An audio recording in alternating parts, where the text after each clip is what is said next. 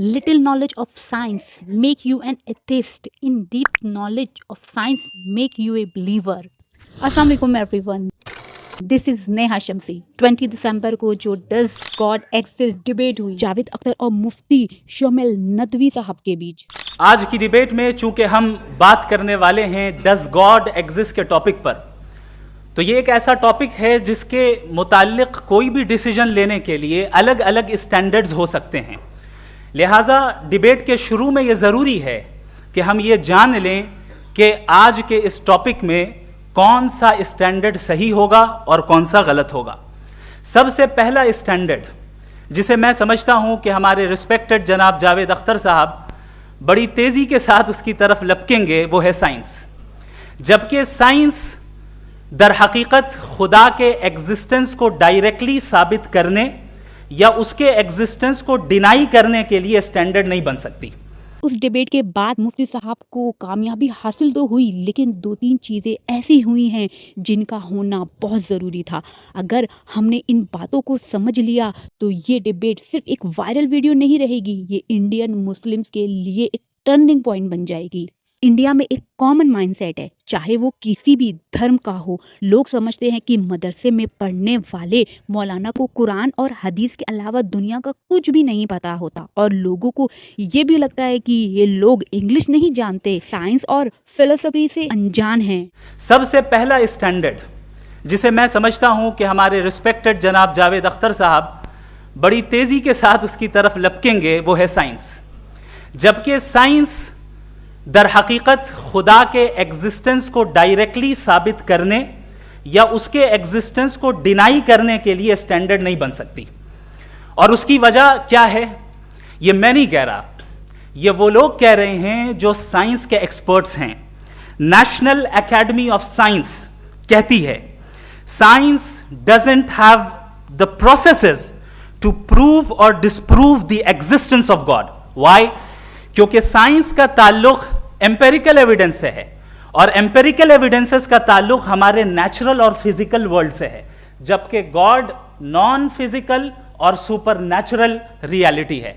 लिहाजा non physical reality को आप उस टूल के साथ नहीं चेक कर सकते जिसका काम फिजिकल रियलिटी को तलाश करना है। मुफ्ती शोमेल नदवी साहब ने जिस क्लियरिटी और कॉन्फिडेंस से बात रखी, उन्होंने एक बात तो क्लियर कर दी, ये सिर्फ मदरसे के पढ़ने वाले नहीं हैं, ये वेल एजुकेटेड और इंटेलेक्चुअली स्ट्रॉन्ग लोग हैं। उन्होंने साबित किया कि इनसे डिबेट करना आसान नहीं है, क्योंकि इनके पास दीन का नूर भी है और दुनिया का इल्म भी।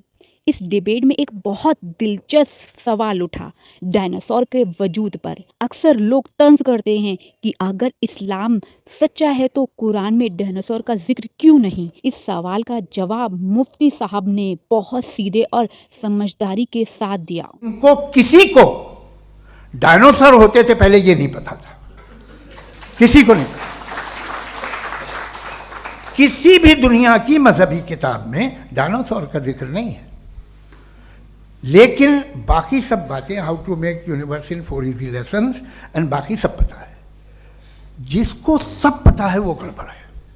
हम में ये इंकिसार, ये ह्यूमिलिटी होनी चाहिए कि हम ये कहें कि हमें ये बहुत सारी बातें नहीं मालूम, लेकिन हम उनकी परस्तिश ना करना, अपनी लाइल्मी को की परस्तिश ना करें, हम उसे पता लगाने की कोशिश करें।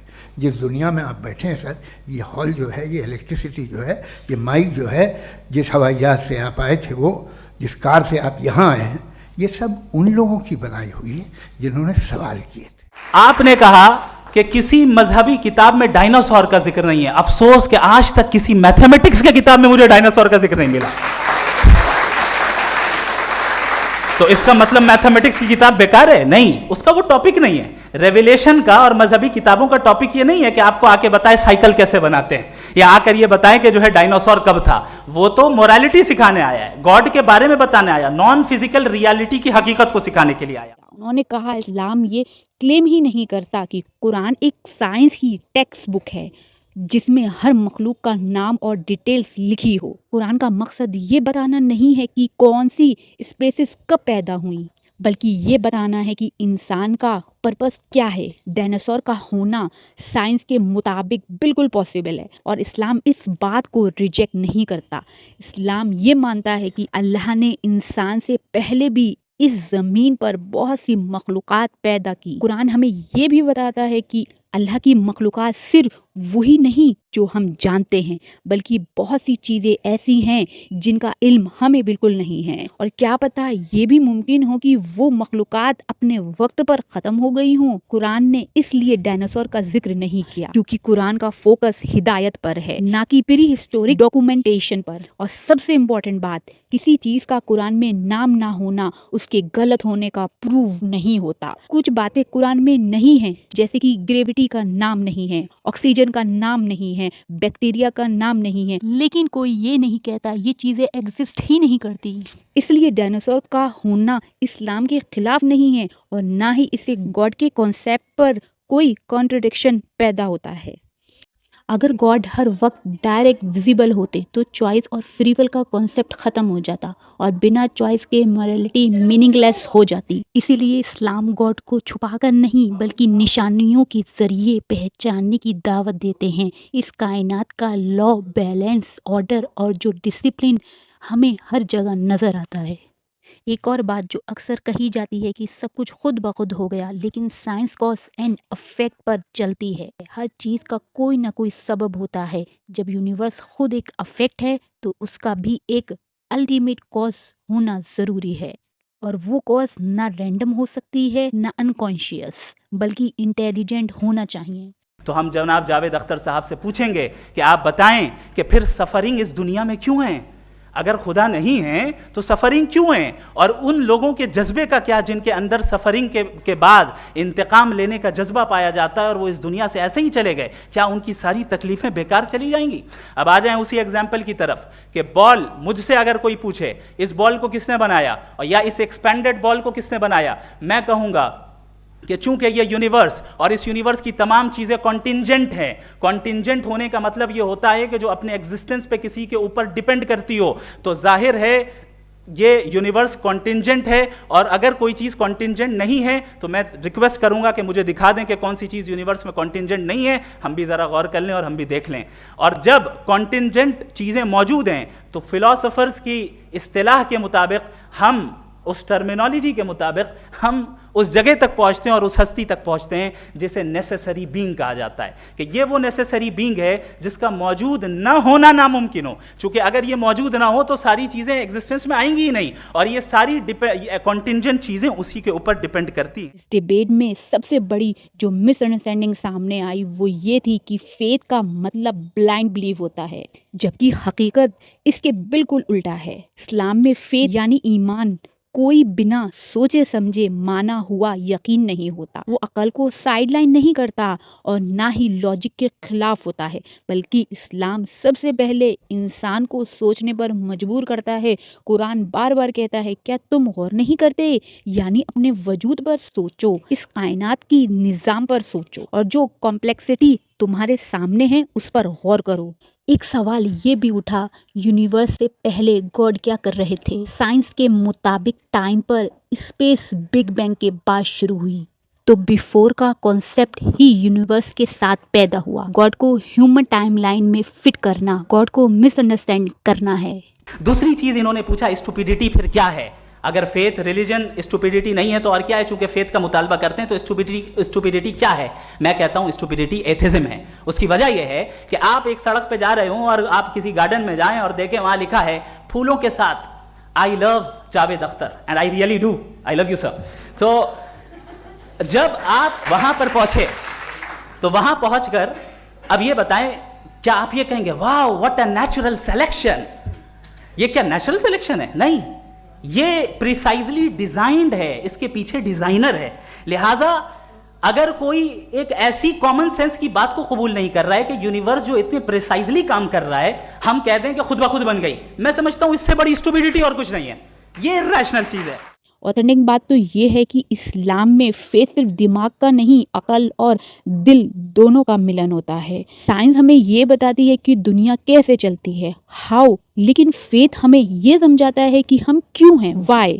اور جب ہاؤ اور وائی دونوں اپنی جگہ سمجھ آ جاتے ہیں تب جا کر ایک بیلنسڈ اور میننگ فل ورلڈ ویو بنتا ہے۔ ڈیبیٹ میں ایک اور ایگزامپل دیا گیا کہ نیچر میں انصاف نہیں ہوتا، ٹائیگر ڈیئر کو کھا جاتا ہے، لیکن بایولوجی ہمیں بتاتی ہے کہ پریڈیٹر پری سسٹم ایکو سسٹم کا بیلنس ہے۔ اگر پریڈیٹرز نہ ہوں تو پورا نظام کولیپس ہو جائے۔ جو چیز ہمیں ایموشنل لیول پر انفیئر لگتی ہے وہ سائنٹیفک لیول پر لائف کو پاسبل بناتی ہے۔ اور ایک سب سے امپورٹنٹ پوائنٹ، مسلمان کی فرقہ بندی، ہم اکثر ایک دوسرے کو سنی، بہاوی، دیوبندی میں بانٹ دیتے ہیں، لیکن ان 2 گھنٹوں کی ڈیبیٹ کے بعد جب میں نے کامنٹس پڑھے، بھائی صاحب میں حیران رہ گئی۔ کامنٹ سیکشن میں ہر فرقے کے لوگ جو تھے وہ مفتی صاحب کو مبارکباد دے رہے تھے۔ اس کے کمنٹ آپ بھی ضرور پڑھیے گا۔ واقعی مفتی صاحب نے ہمارا سر فخر سے اونچا کر دیا۔ واقعی یہ ہے مدرسے کی تعلیم۔ اس کا مطلب یہ ہے کہ جب بات علم اور ادب کے ساتھ ہوتی ہے تو فرقہ پیچھے رہ جاتا ہے۔ دیر آئے مگر درست آئے۔ یہ یونٹی دکھانا بہت ضروری ہے آج کے دور میں۔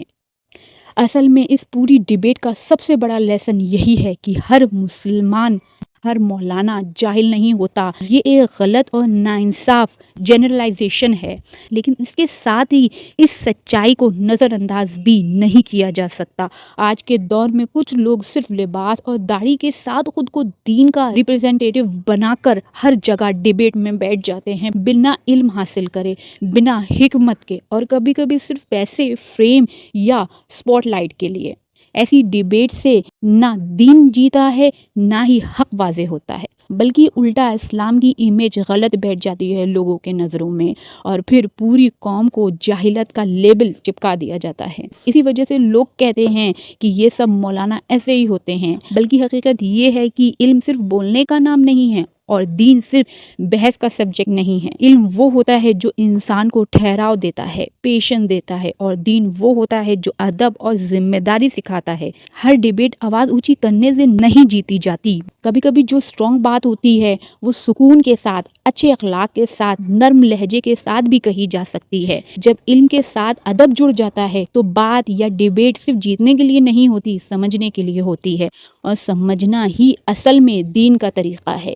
اس لیے ہمیں ایسے ہی اسکالر کی ضرورت ہے جو ہر انویٹیشن پر صرف بحث کے لیے ہاں نہ کرے، جو جانے کہ کب بولنا ضروری ہے اور کب خاموش زیادہ رہنا بہتر ہے۔ ایسے اسکالر دین کو صرف تنقید کا جواب دینے کے لیے ڈیفائن نہیں کرتے، بلکہ اپنے علم، ادب اور اخلاق کے ذریعے اسلام کو ان کے اصلی روپ کے ساتھ ریپرزینٹ کرتے ہیں۔